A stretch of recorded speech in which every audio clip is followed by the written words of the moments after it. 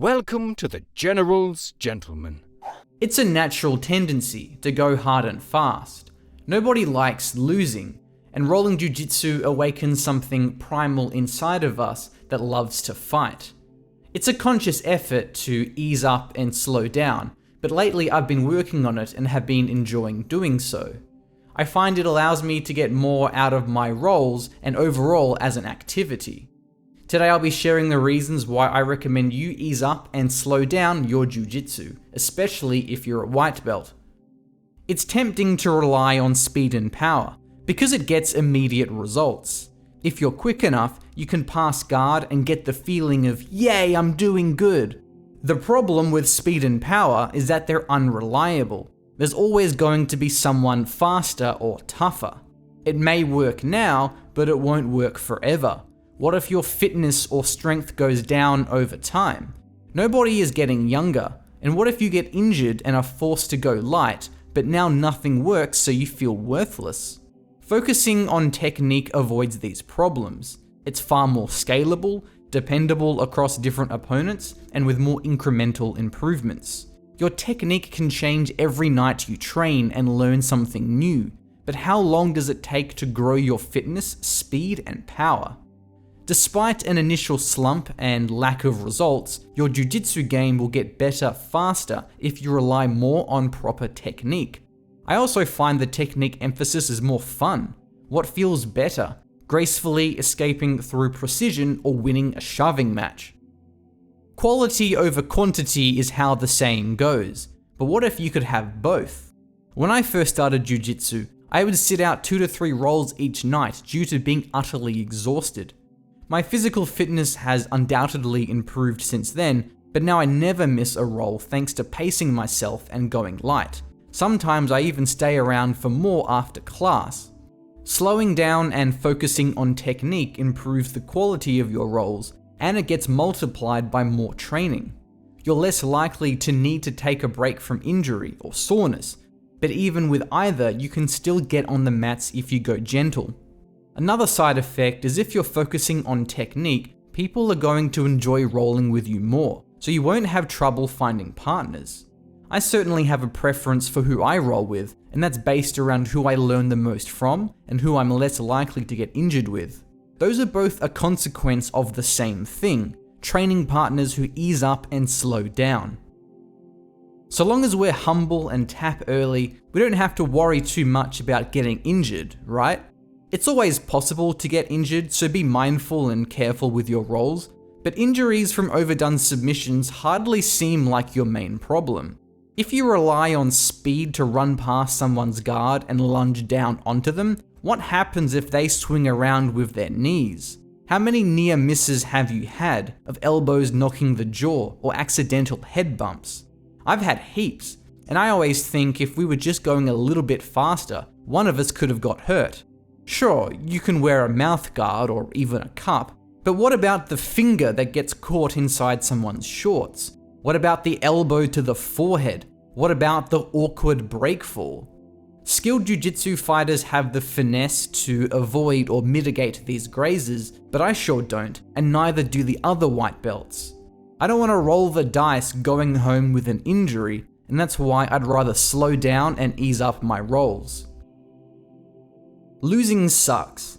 As a white belt, I am very familiar with this. The good news is, slowing down and easing up your rolls should reframe your view of what success in jiu-jitsu is.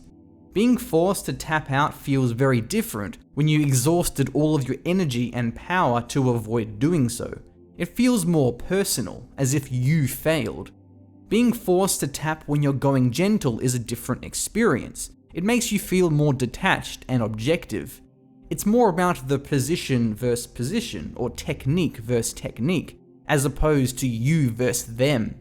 I can tap out against someone brand new, and it doesn't bother me if they're going hard and fast while I'm not.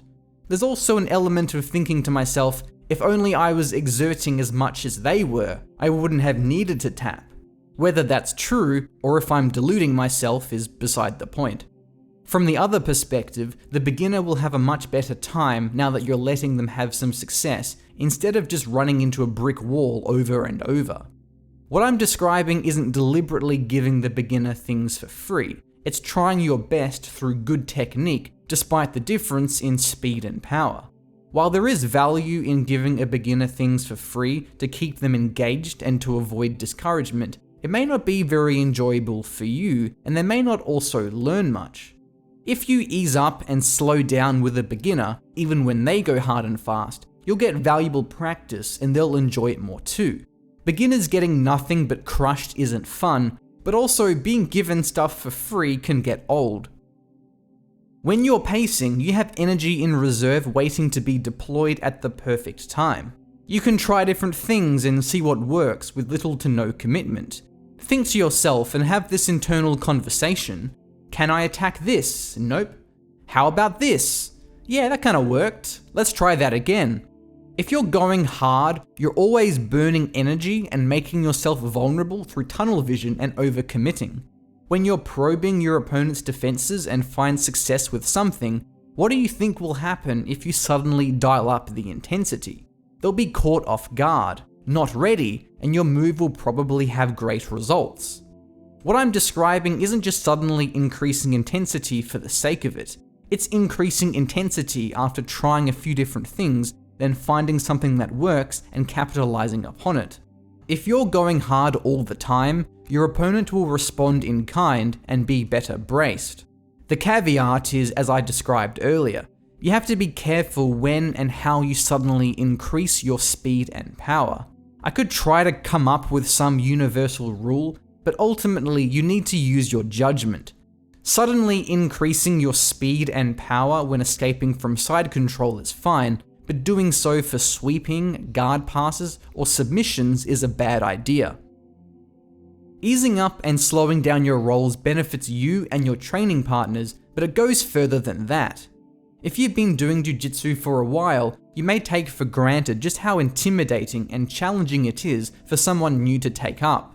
How do you think the newbie feels at open mats when they look out and they see a bunch of tough guys brutalizing each other? Are they likely to go out and ask for a roll? Or how will they feel about getting invited to roll? They might be thinking to themselves, but I don't want to get injured. I don't have a mouth guard. I'm not fit enough to keep up. These guys are too big for me. I certainly felt out of place when I first started, and no doubt I'm not the only one. How do you think it would feel to be starting out as a teenager in a class of adults, or overweight when everyone else is fit, or a woman in a class of men? I can't imagine training at a better club, yet our beginner retention isn't that high. All the time we get new people show up for a free lesson or two, then just never return. I'm sure high drop-off is inevitable given the nature of the sport and not unique to our club, but could we be doing more? How would the perception change for a beginner if they instead looked out on the mats and saw people wrestling gently, slowly and gracefully? They'll be better able to break down what's happening and likely be thinking, oh, that looks fun, I could do that. Concerns over getting injured may diminish. And how does it feel to finish a roll after going easy compared to going hard? If you're not pacing yourself, you'll end with utter exhaustion, heavily sweaty and puffing. You won't be able to or want to have a conversation with your peers while you recover. And maybe you're embarrassed by how out of shape you feel. Going light with your rolls will leave you in a state where you're better able to chat to and make a connection with the new person, and likewise for them.